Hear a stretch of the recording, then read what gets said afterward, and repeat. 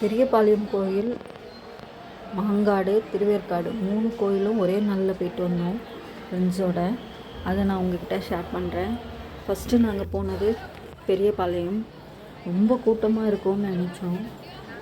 ஆனால் அங்கே கொஞ்சம் கூட்டம் கம்மியாக தான் இருந்தது. நல்ல சாமியை பார்த்துட்டு வெளியே வந்தோம்.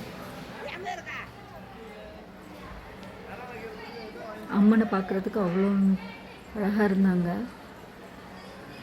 பவானி அம்மன் தரிசனம் நல்லா கிடச்சிது. அடுத்தது நாங்கள் போன இடம் வந்து திருவேற்காடு. அங்கே கொஞ்சம் கூட்டம் ரொம்ப இருந்தது.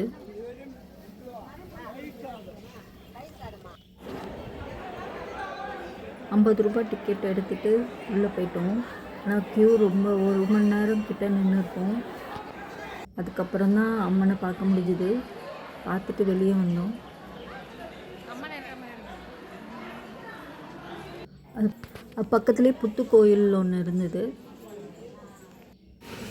அந்த தரிசனம் முடிஞ்சோடனே காலையிலேருந்து சாப்பிடாதனால ஒரு ஜூஸ் வாங்கி குடிப்போன்னு ஒரு கடையில் போய் உட்காந்துட்டு ஜூஸ் குடித்தோம். அதுக்கப்புறம் நாங்கள் போன இடம் மாங்காடு.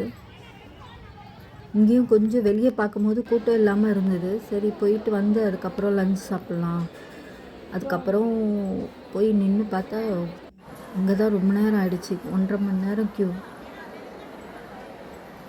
அங்கேயும் ஆனால் நல்லா பார்த்தோம். கூட்டமாக இருந்தாலும் அம்மனை வந்து காமாட்சி அம்மனை நல்லா தரிசனம் பண்ணோம். வெளியே வந்துட்டோம்.